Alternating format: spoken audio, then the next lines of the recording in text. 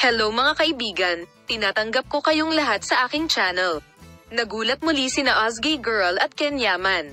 Sa isang nakaaantig na pag-unlad na nabighani sa mga tagahanga ng sikat na Turkish celebrity couple na sina Ozgay Girl at Ken Yaman, ipinahayag na isang mahalagang kaganapan ang may mahalagang papel sa pagpigil sa kanilang diborsyo habang ang mag-asawa, na nasa gitna ng alingaungaw ng paghihiwalay, nagawang iligtas ang kanilang relasyon. Ang mga mapagkukunang malapit sa mag-asawa ay naging punto ng pagbabago na nakumbinsi kay Ozgay Girl na muling isaalang-alang ang kanilang paghihiwalay.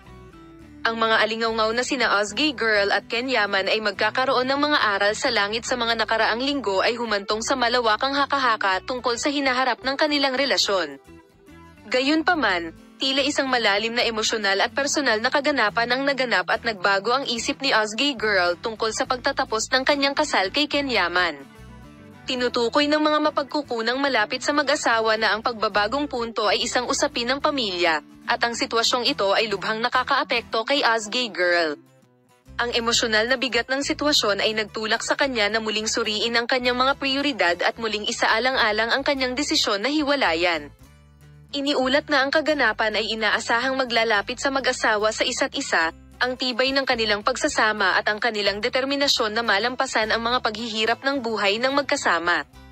Nagulat ang mga tagahanga nang magbahagi si Ozgay Girl ng isang taos-pusong post sa social media na nagpapahayag ng kanyang pasasalamat sa suporta at pangunawa na natanggap niya mula sa Ken Yaman sa isang mahirap na oras. Salamat sa lahat ng nanonood ng aking video.